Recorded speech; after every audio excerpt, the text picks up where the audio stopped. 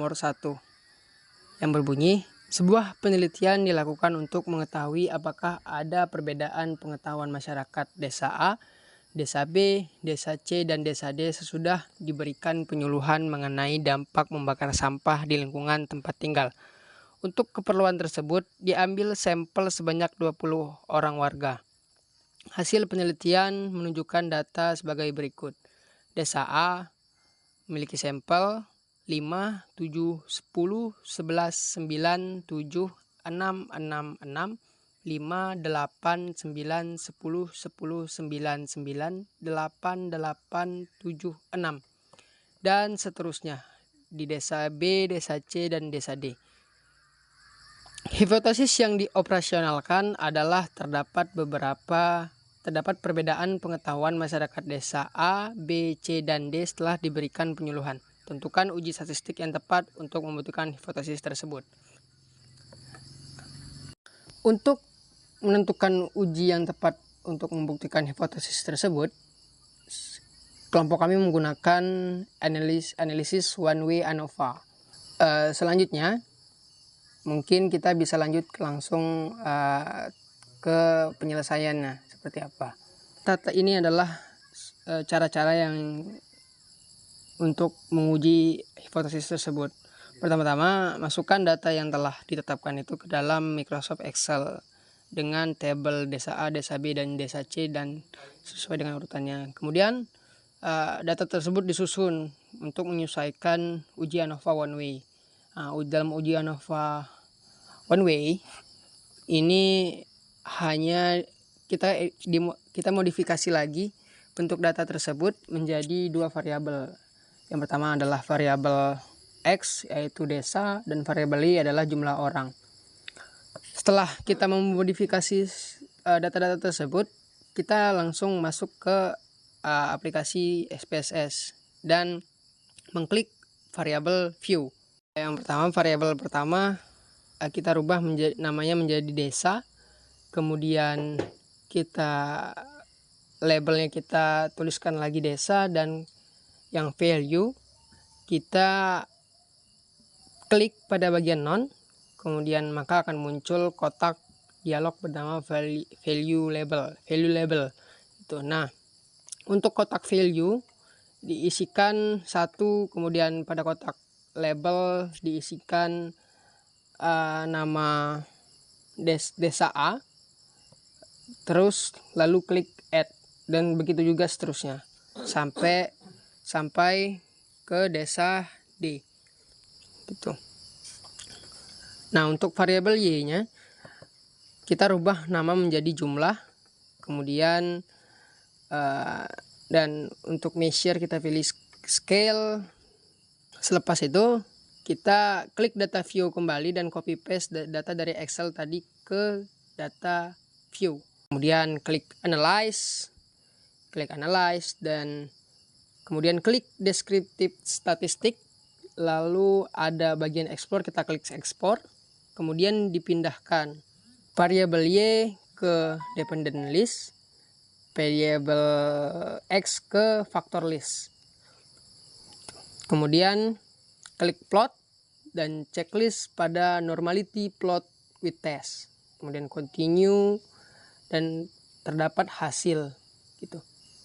Nah, jika dilihat dari tes normality, apabila nilai signifikansi lebih besar dari 0,05 maka data berdistribusi normal. Di sini kita melihat data signifikansinya lebih besar daripada 0,05, berarti data yang ada dalam soal ini adalah data yang berdistribusi normal. Terus kita kembali lagi ke data view, lalu klik analyze, kemudian klik compare means, lalu klik one way ANOVA.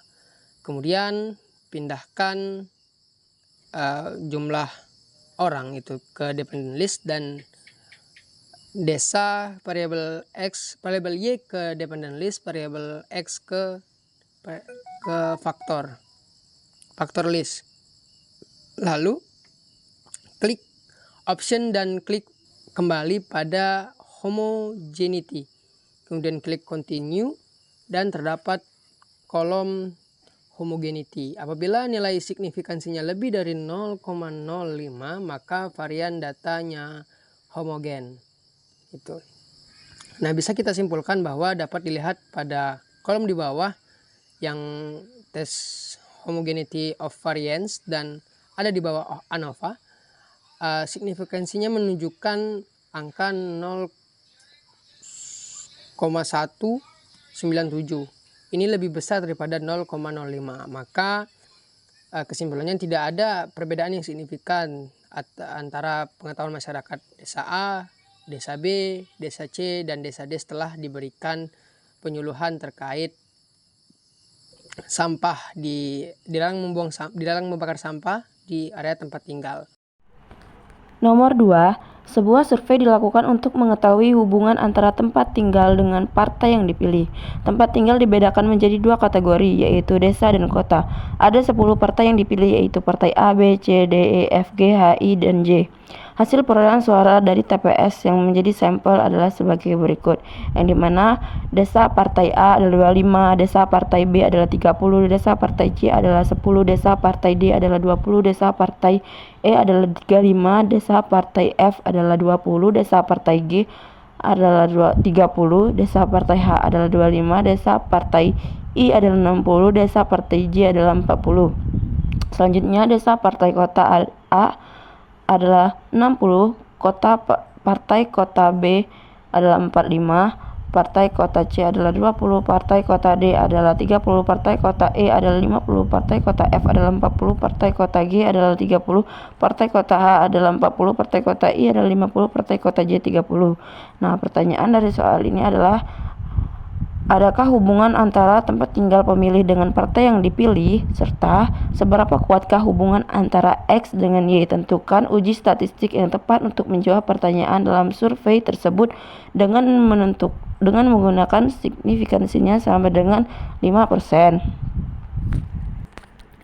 Untuk mengerjakan soal tersebut, pertama-tama kita masuk dulu ke aplikasi SPSS-nya ya.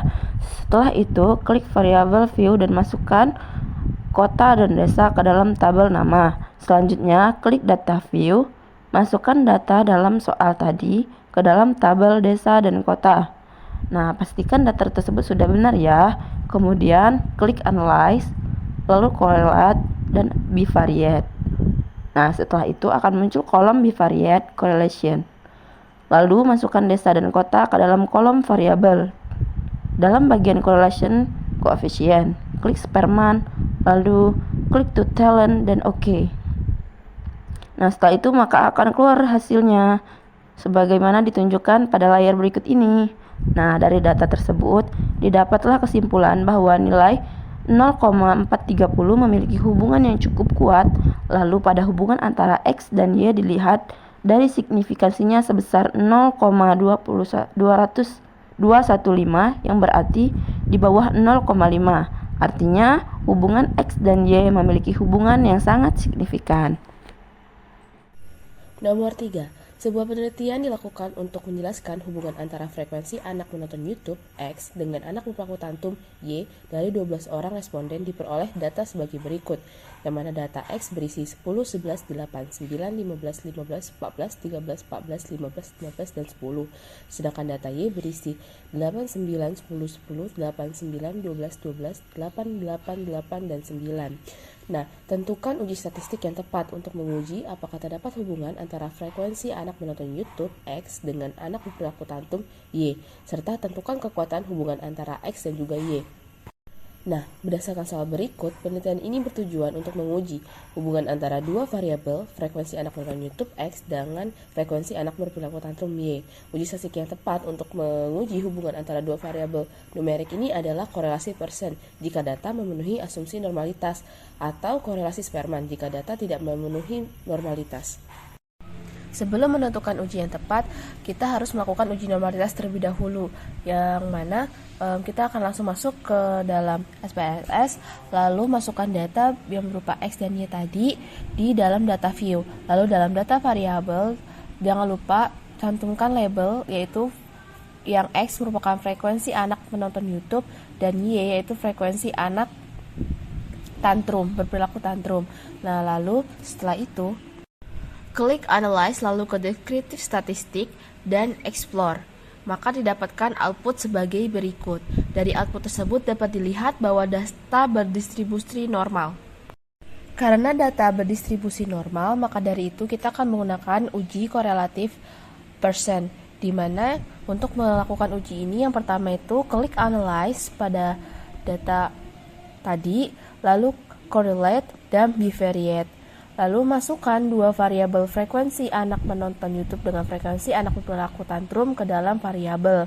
Lalu klik dalam kolom correlation coefficient yaitu percent, karena kita menggunakan uji percent, lalu test of significance-nya to tell it, dan klik flex significancy correlation, lalu klik OK.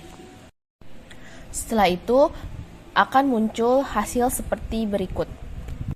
Nah, berdasarkan table output tersebut, maka dapat dilakukan penarikan kesimpulan dengan merujuk pada yang pertama. Berdasarkan nilai signifikansi dari tabel output di atas, diketahui bahwa signifikansi to tell antara frekuensi anak penonton YouTube X dengan frekuensi anak berperilaku tantrum Y adalah sebesar 0,552, lebih kurang dari 0,05, yang berarti tidak terdapat korelasi yang signifikan antara variabel frekuensi anak menonton YouTube dengan variabel frekuensi anak berperilaku tantrum. Nah, yang kedua, berdasarkan nilai R hitung atau percent correlation, diketahui bahwa nilai R hitung untuk hubungan frekuensi anak menonton YouTube dengan frekuensi anak berperilaku tantrum adalah sebesar 0,191, yang mana kurang dari R tabel yaitu 0,576. Maka dapat disimpulkan bahwa tidak ada hubungan atau korelasi antara variabel frekuensi anak menonton YouTube dengan variabel frekuensi anak berperilaku tantrum, karena R hitung atau percent correlation dalam analisis ini bernilai negatif, maka itu artinya hubungan antara kedua variabel tersebut bersifat negatif, atau dengan kata lain, semakin meningkatnya frekuensi anak menonton YouTube, maka menurun tingkat frekuensi anak berperilaku tantrum. Soal nomor 4. Sebuah penelitian dilakukan untuk mengetahui adakah hubungan antara orang tua yang menikah di usia dini atau X dengan kejadian balita stunting atau Y. Dari 15 orang responden diperoleh data sebagai berikut. Responden X menghasilkan data 64, 61, 84, 70, 88, 92, 72, 77, 87, 86, 76, 78, 77, 98, 74. Dan responden Y menghasilkan data 50, 64, 83, 60, 65, 80, 52, 57, 47, 37, 70, 65, 76, 58, 69. Tentukan uji statistik yang tepat untuk menguji apakah terdapat hubungan antara orang tua yang menikah di usia dini atau X dengan kejadian balita stunting atau Y, serta tentukan kekuatan hubungan antara X dan Y dengan nilai probabilitas 5%. Jadi, uji yang tepat untuk menjawab soal ini adalah uji korelasi person. Uji korelasi person adalah uji statistik yang mengukur kekuatan hubungan linear antara dua variabel, yaitu orang tua yang menikah di usia dini atau X dengan kejadian balita stunting atau Y. Uji ini dapat dilakukan jika memenuhi beberapa asumsi dasar, yaitu uji normalitas dan uji linearitas. Sebelum melakukan uji yang tepat, kita harus melakukan uji normalitas terlebih dahulu dengan melakukan langkah-langkahnya di SPSS. Pertama, kita buka aplikasi SPSS, lalu kita pilih variabel view untuk mendefinisikan variabel buat menjadi dua variabel, yaitu X dan Y. X labelnya kita isi dengan orang tua yang menikah di usia dini, dan label Y kita isi dengan kejadian balita stunting. Selanjutnya, kita klik data view, lalu kita masukkan data responden yang ada dalam soal ke dalam kolom yang sesuai. Pastikan data yang telah diisi dengan benar. Lalu, kita akan menguji normalitas. Kita klik Analyze, lalu klik Descriptive Statistic, lalu kita klik Explore, dan menghasilkan output sebagai berikut. Karena data berdistribusi normal, maka kita akan menggunakan uji korelasi person. Langkah-langkah untuk melakukan uji korelasi person, yang pertama, kita klik menu Analyze, lalu kita klik Correlate, kemudian kita pilih Bivariate. Selanjutnya, masukkan variabel X dan Y ke dalam kotak variabel sebelah kanan. Lalu kita klik OK untuk menjalankan analisis. Output menunjukkan analisis korelasi berupa metrik yang jadi 3 baris, yaitu baris yang pertama menunjukkan nilai korelasi R sama dengan 0,081, baris kedua menunjukkan nilai p-value 0,774, dan baris ketiga adalah jumlah data N sama dengan 15. Jadi kesimpulannya, dari hasil perhitungan di atas dapat kita simpulkan bahwa p-value lebih besar dari nilai probabilitas, yaitu 0,774 lebih besar dari 0,05. Jadi hipotesis 0 kita terima yang menyatakan bahwa tidak ada hubungan yang signifikan antara orang tua yang menikah di usia dini dengan kejadian balita stunting. Karena nilai R sama dengan 0,081, maka kekuatan hubungan antara kedua variabel jika dilihat dari tabel korelasi person adalah berada di posisi yang sangat lemah, yang artinya tidak ada hubungan antara orang tua yang menikah usia dini dengan kejadian balita stunting. Soal nomor 5. Sebuah penelitian dilakukan untuk mengetahui pengaruh penerapan disiplin X1 dan metode penugasan X2 terhadap prestasi belajar mahasiswa program studi sosiologi semester 5 Y. Data dari 10 orang responden yang dipilih secara acak ditunjukkan dalam tabel berikut. Responden penerapan disiplin pada variabel X1 yakni 54, 42, 47, 45, 41, 38, 28, 47, 56, 22. Responden dari metode penugasan variabel X2 85, 82, 87, 75, 71, 78, 78, 87, 86, 72. Selanjutnya responden dari prestasi belajar variabel Y 62, 58, 60, 58, 58, 43, 40, 59, 65, 35. Tentukan uji statistik yang tepat untuk menguji bagaimana hubungan antara penerapan disiplin X1 dan metode penugasan X2 secara bersama-sama dengan prestasi belajar mahasiswa Y. Apakah hubungan ketiga variabel tersebut signifikan? Seberapa besar variabel X1 dan X2 mempengaruhi variabel Y? Tulis dan interpretasikan persamaan regresinya.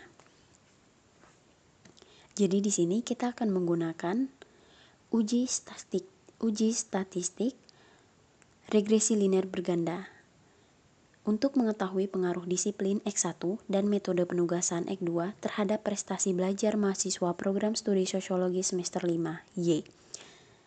Jadi tujuan digunakannya uji statistik regresi linear berganda ini yang pertama untuk melihat bagaimana hubungan antara ketiga variabel yakni X1, X2, dan Y. Apakah ketiga variabel tersebut signifikan atau tidak. Kemudian yang kedua, kita ingin melihat seberapa besar variabel X1 dan X2 mempengaruhi variabel Y. Yang pertama, kita buka aplikasi SPSS.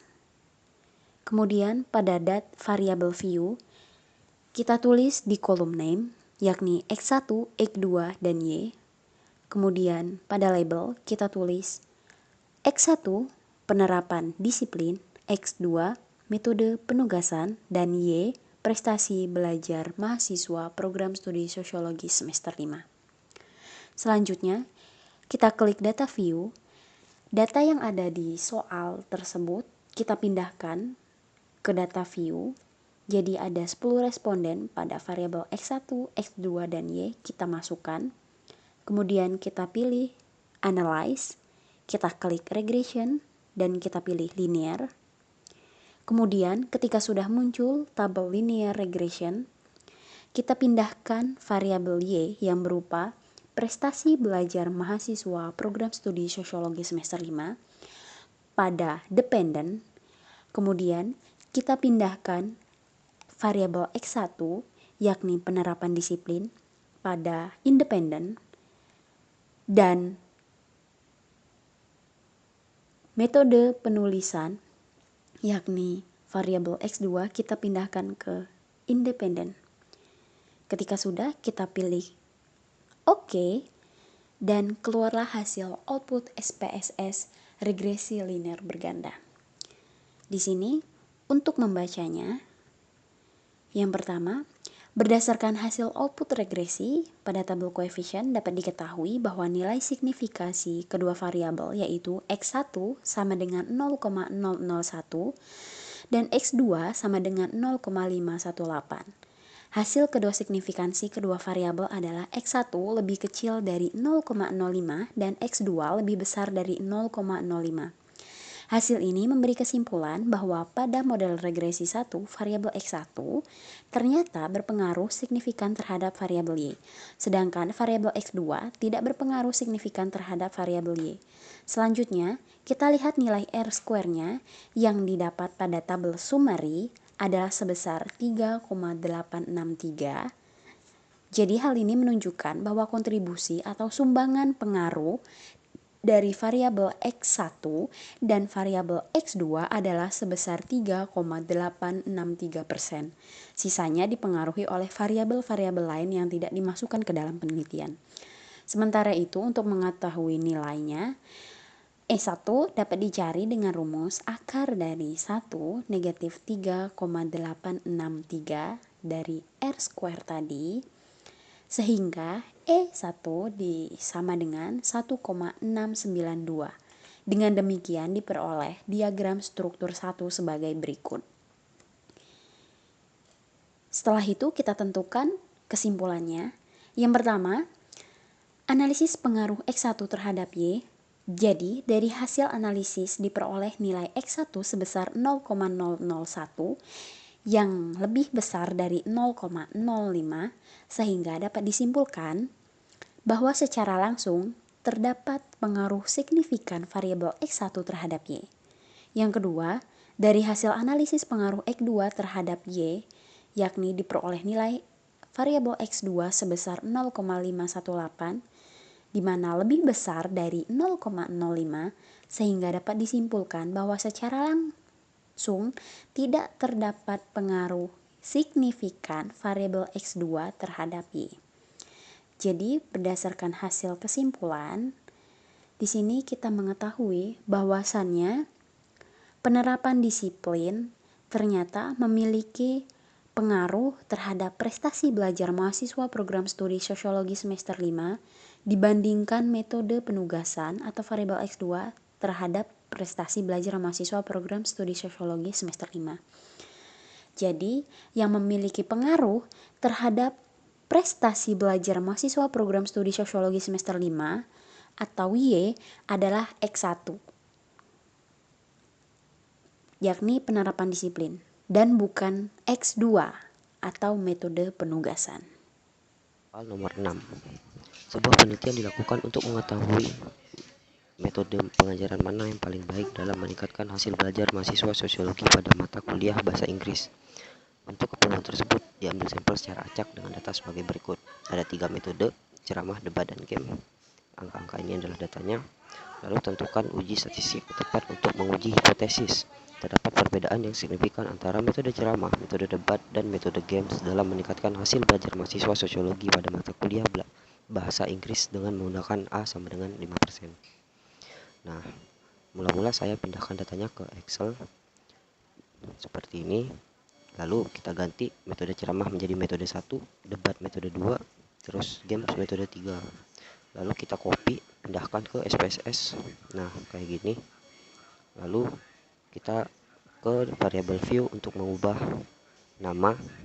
Yang atas metode, yang kedua, yang bawahnya, yang kedua skor. Lalu desimalnya kita nolkan. Lalu pada bagian metode kita isi value-nya. Nah, value 1 ceramah, value 2 debat, value 3 games. Oke. Lalu kita klik bagian analyze, descriptive statistik, lalu explore untuk mengetahui metode normalitasnya. Nah, kita masukkan faktor list metode ke faktor list, skor ke dependent list. Nah, lalu kita klik plots, lalu centang normality plots with test, lalu continue, lalu klik OK, lalu keluar hasilnya. Nah, jika signifikasinya lebih dari 0,05 berarti datanya normal. Nah, selanjutnya kita cek homogenitasnya. Lalu kita klik analyze, lalu ke compare means, pilih one way ANOVA. Nah, lalu kita masukkan lagi metode ke bagian faktor, skor ke bagian dependent list. Nah, lalu klik option, lalu checklist homogeneity of variance test, lalu continue, lalu klik OK. Nah, keluar hasilnya. Nah, kita lihat tes homogeneity-nya lebih, signifikasinya lebih dari 0,05, berarti datanya homogenitas. Lalu kita lihat di ANOVA-nya apakah terdapat perbedaan yang signifikan. Jika signifikasi lebih kecil daripada 0,05, berarti terdapat perbedaan yang signifikan. Nah, di sini terlihat bahwa data terdapat perbedaan yang signifikan. Barulah kita cek perbandingan datanya. Nah, kita klik lagi analyze, lalu kita klik post hoc, lalu checklist Boveroni, lalu klik continue. Nah, keluarlah hasilnya post hoc multiple comparison. Nah, di sini perbandingan datanya antara metode ceramah dengan metode debat, signifikasinya 0,01, lebih kecil daripada 0,05, berarti terdapat perbedaan yang signifikan. Metode ceramah dengan games, signifikasinya 0,000, berarti terdapat perbedaan yang signifikan. Lalu metode debat dengan games, signifikasinya adalah 1,000, yang mana lebih besar daripada 0,05, berarti tidak ada perbedaan yang signifikan. Sekian, terima kasih.